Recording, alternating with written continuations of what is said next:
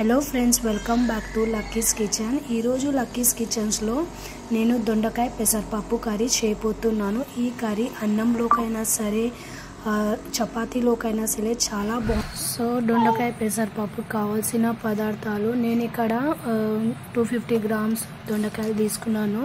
దాన్ని నీట్గా వాష్ చేసి క్లీన్ చేసి ఈ విధంగా ముక్కలు అనేది కట్ చేసుకున్నాను ఫ్రెండ్స్. ఇట్లా కట్ చేసుకుంటేనే మనకి కర్రీ అనేది సాఫ్ట్గా దొండకాయలు అనేది సాఫ్ట్గా కుక్ అవుతుంది అన్నమాట. నెక్స్ట్ అందులోకి నేను పెసరపప్పు తీసుకున్నాను, టమాటా తీసుకున్నాను, ఒక టమాటా, 2 మీడియం సైజ్ ఆనియన్, 5-6 పచ్చిమిర్చి. అంటే మీకు ఎంత కారం కావాలంటే అంత తీసుకోవచ్చు అన్నమాట. ఓకే ఫ్రెండ్స్, నెక్స్ట్ ఇప్పుడు మనం పెసరపప్పు దొండకాయ కర్రీ ప్రిపేర్ చేసే విధానం చూసేద్దాం. మనము స్టవ్ మీద ఒక బాండి పెట్టేసి అందులోకి ఆయిల్ పోసేయాలి. ఆయిల్ పోసిన తర్వాత వేడెక్కిన తర్వాత జీలకర్ర అనేది వేసుకోవాలి ఫ్రెండ్స్.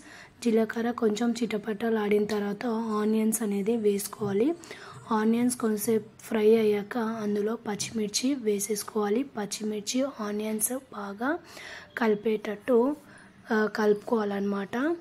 ఓకే, ఇది ఆనియన్ పచ్చిమిర్చి కొంచెం సాఫ్ట్గా అయిన తర్వాత ఇక్కడ బాగా కలపాలి.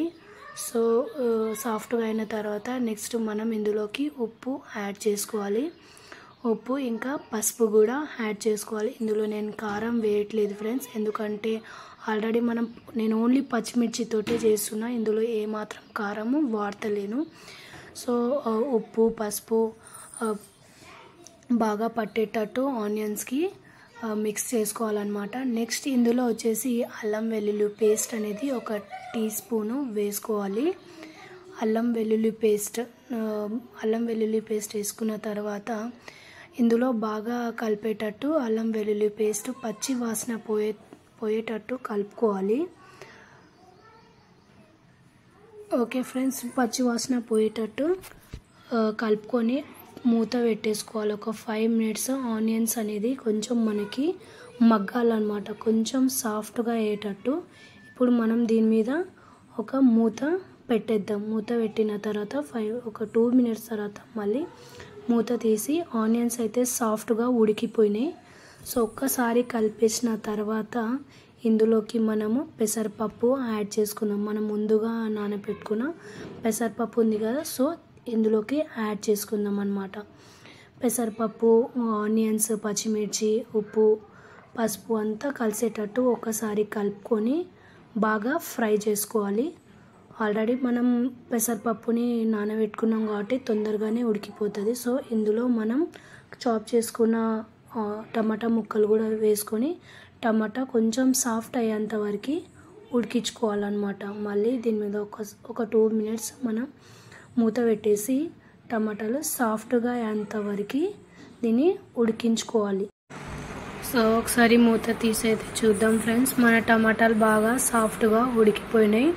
సో ఒకసారి కలిపేసి ముందుగా మనం కట్ చేసి పెట్టుకున్న దొండకాయ ముక్కల్ని ఇందులోకి వేసుకొని బాగా కలిపేసుకోవాలన్నమాట.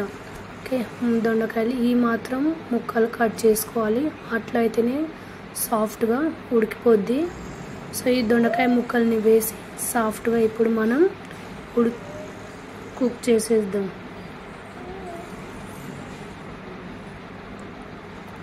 ఒకసారి బాగా కలిపేసిన తర్వాత మళ్ళీ ఇంకొక 10 మినిట్స్ ఉడికించుకోవాలి. ఇట్లా చేసినాం అనుకో ఈ దొండకాయ కర్రీ చాలా బాగుంటుంది ఫ్రెండ్స్. ఒక్కసారి ఇట్లా చేసి చూడండి. ఇది చపాతీలోకైనా సరే అన్నంలోకైనా సరే చాలా బాగుంటుంది. సో చాలా టేస్ట్గా కూడా ఉంటుంది, ఎందుకంటే పిల్లలు కూడా చాలా ఇష్టంగా తింటారనమాట. ఇందులో కారం అనేది ఉండదు. సో ఓన్లీ పసుపు పచ్చిమిర్చితోటే చేస్తున్నాం కాబట్టి కారం అయితే వేయట్లేదు. లాస్ట్కి మనం కొంచెం మసాలా అయితే యాడ్ చేసుకోవచ్చు, గరం మసాలా. సో ఇంకొక 5 మినిట్స్ ఈ దొండకాయలు సాఫ్ట్గా మగ్గేటట్టు మనం ఒక 10 మినిట్స్ ఉడికించుకోవాలి. ఆ తర్వాత 10 మినిట్స్ తర్వాత ఒక్కసారి మూత తీసి చూద్దాం ఫ్రెండ్స్. దొండకాయ అయితే కొంచెం సాఫ్ట్గా అయిపోయినాయి.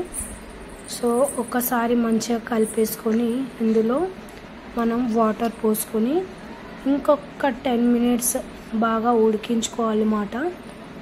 ఓకే, సో కొన్ని వాటర్ పోసుకోవాలంటే ఇంకా సాఫ్ట్గా ఉడకాలంటే వాటర్ అయితే కొంచెం నేనైతే 2 టీ గ్లాస్ అంత వాటర్ని పోసుకుంటాను అనమాట.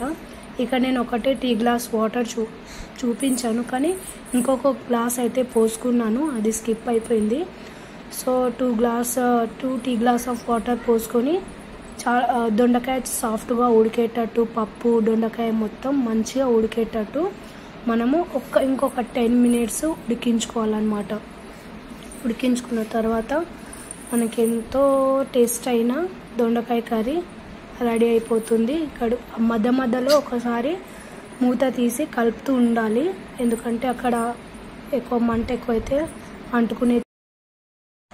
ఓకే ఫ్రెండ్స్, 10 మినిట్స్ అయితే అయిపోయింది. సో మన కర్రీ ఉడికిందా లేదా చూసేద్దాం. ఒక్కసారి మూత తీసేసి ఒకసారి కర్రీ ఎలా ఉడికిందో చూసాం. ఓకే, సాఫ్ట్గా అయితే ఉడికిపోయింది, వాటర్ అంతా దగ్గరకు వచ్చేసింది ఫ్రెండ్స్. ఒక్కసారి మంచిగా కలిపేసుకొని మొత్తం ఇంకా మీకు వాటర్ కన్సిస్టెన్సీ కావాలంటే కొంచెం వాటర్ కూడా యాడ్ చేసుకోవచ్చు. నాకైతే ఇలానే నచ్చుతుంది కాబట్టి నేను అంతే ఉంచుకుంటాను. మా పిల్లలకు కూడా అంతే ఇష్టము, ఎక్కువ వాటర్ ఉన్న వాళ్ళు తినలేరు. సో ఆల్మోస్ట్ కర్రీ అయితే అయిపోయింది. లాస్ట్కి నేను ఇక్కడ గరం మసాలా అనేది యాడ్ చేస్తున్నా, అది మీ ఇష్టం, ఆప్షనల్. ఇంకా నా దగ్గర కొత్తిమీర లేదు కాబట్టి వేసుకోలేదు, మీరు కొత్తిమీరతో గార్లిష్ చేసుకోవచ్చు. సో ఎంతో టేస్ట్ అయిన దొండకాయ పెసరపప్పు కర్రీ రెడీ ఫ్రెండ్స్. ఒకసారి ట్రై చేయండి, నిజంగా చాలా చాలా బాగుంటుంది ఫ్రెండ్స్. ఈ స్టైల్లో అయితే చేస్తే నిజంగా చాలా బాగుంటుంది, trust me. Okay friends, bye.